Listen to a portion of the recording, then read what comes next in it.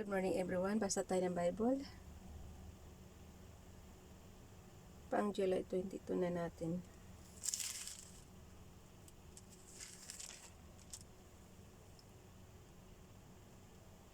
Psalm chapter 31 and 32 and Acts chapter 23 and verse 16 to 35. Ang karugtong to kahapon, guys.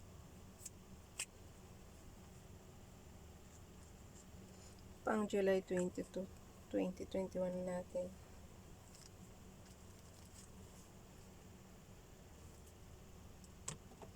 Basa. But when the son of Paul's sister heard of this plot, he went into the barracks and told Paul. Then Paul called one of the centurions and said, "Take this young man to the commander, he has something to tell him." So he took him to the commander. The centurion said, "Paul the prisoner sent for me and asked me to bring this young man to you because he has something to tell you." The commander took the young man by the hand, drew him aside and asked, "What is it you want to tell me?" He said, "The Jews have agreed to ask you to bring Paul before the Sanhedrin tomorrow on the pretext of wanting more accurate information about him. Don't give in to them because more than 40 of them are waiting in ambush for him. They have taken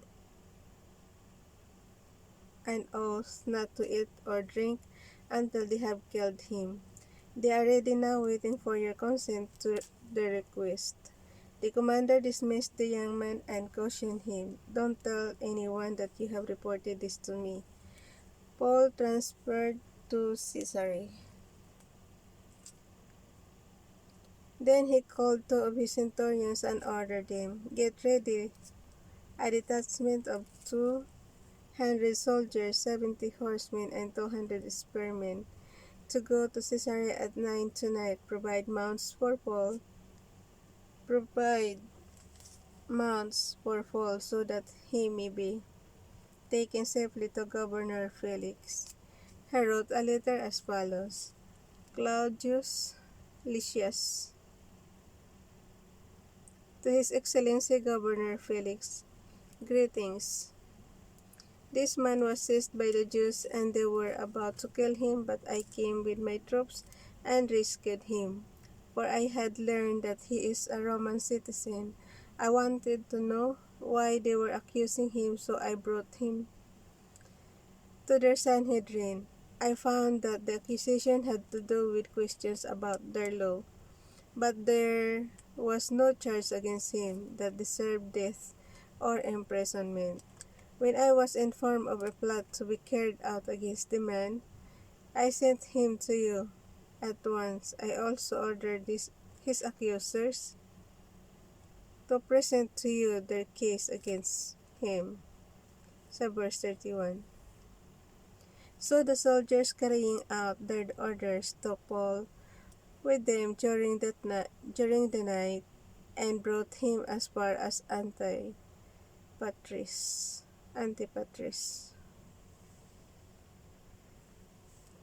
The next day they let the cavalry go on with him, while they returned to the barracks. When the cavalry arrived in Caesarea, they delivered the letter to the governor and handed Paul over to him. The governor read the letter and asked what province he was from. Learning that he was from Cilicia, he said, "I will hear your case when your accusers get here." Then he ordered that Paul be kept under guard in Herod's palace. Ay, hanggang dyan lang pala. Chapter 24 na pala yung kasunod. Dito na tayo sa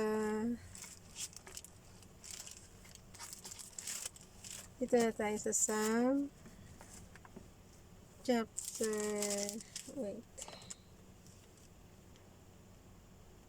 para sure.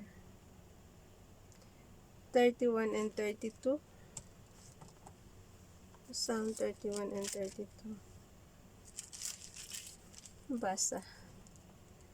Theme in times of stress depending upon God requires complete commitment. Author David Aldo, some say Jeremiah. So, pwedeng si David ang author or si Jeremiah. For the director of music, a psalm of David. In you, O Lord, I have taken refuge. Let me never be put to shame. Deliver me in your righteousness. Turn your ear to me. Came quickly to my rescue. Be my rock of refuge, a strong fortress to save me, since you are my rock and my fortress. For the sake of your name, lead and guide me. Verse 4 tayo.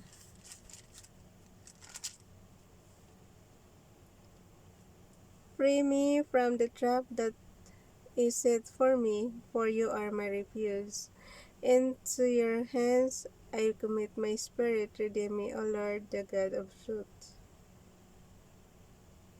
I hate those who cling to worthless idols. Ulitin yung verse 6, guys. I hate those who cling to worthless idols. I trust in the Lord.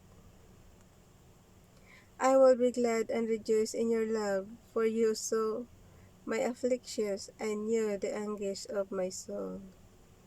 You have not handed me over to the enemy, but have set my feet in a spacious place. Verse 9. Be merciful to me, O Lord, for I am in distress. My eyes grow weak with sorrow, my soul and my body with grief. My life is consumed by anguish, and my years by groaning. My strength fails because of my affliction, and my bones grow weak. Because of all my enemies, I am the utter contempt of my neighbors. I am a dread to my friends to see me on the street from me.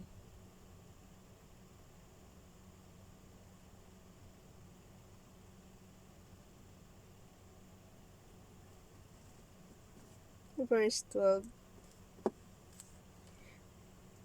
I am forgotten by them as though I were dead. I have become like broken pottery.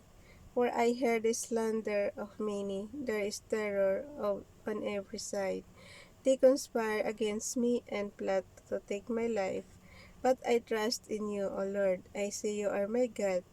My times are in your hands. Deliver me from my enemies and from those who pursue me. Let your face shine on your servant. Save me in your unfailing love. Let me not be put to shame, O Lord, for I have cried out to you. But let the wicked be put to shame and lie silent in the grave. Let their lying lips be silenced, for with pride and contempt they speak arrogantly against the righteous. Verse 19 na tayo.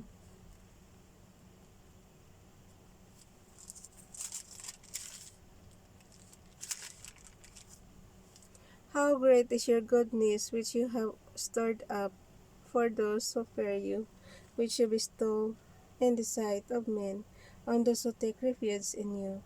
In the shelter of your presence you hide them from the intrigues of men. In your dwelling you keep the safe from accusing tongues. Sa verse 21, Praise be the Lord, for he showed his wonderful love to me. When I was in besieged city, in my alarm I said, I am cut off from your sight, yet you heard my cry for mercy. When I called to your help, love the Lord. Sa verse 23 tayo. Love the Lord, all his saints. The Lord preserves the faithful, but the proud he pays back in full. Be strong and take heart, all you hope in the Lord. Sa chapter 32. Theme. Forgiveness brings true joy only when we ask God forgive our sins. Will he give us real happiness and relief from guilt. Author David. A David of David, a Maskell. verse 1. Blessed whose nangalay. Blessed is he whose transgressions are forgiven, whose sins are covered. Blessed is the man whose sin the Lord does not count against him, and in whose spirit is no deceit. When I kept silent, my bones wasted away through my groaning all day long. For day and night your hand as it's a verse 4. For day and night your hand was heavy upon me. My strength was up as in the heat of summer. Then I acknowledged my sin to you and did not cover up my iniquity. I said, I will confess my transgression to the Lord, and you forgave the guilt of my sin. Therefore let everyone who is godly pray to you, while you may be found. Surely when the mighty waters rise, they will not reach him. You are my hiding place. You will protect me from trouble and surround me with songs of deliverance. I will instruct you and teach you in the way you should go. I will counsel you and watch over you.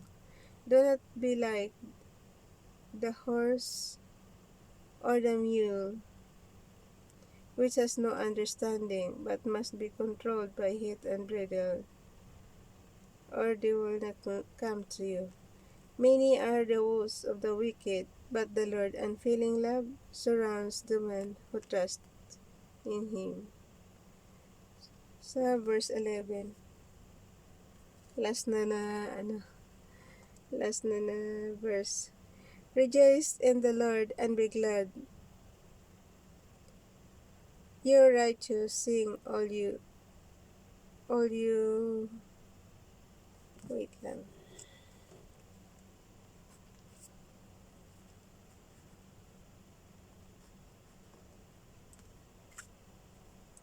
Sa verse 11 ulit guys.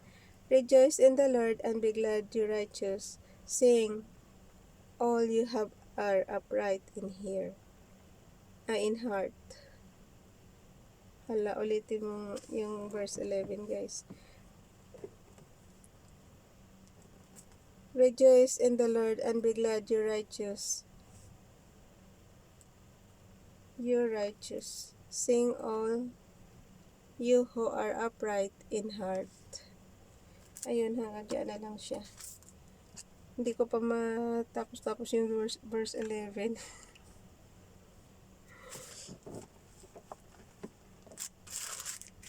31 hanggang 32 lang siya, diba?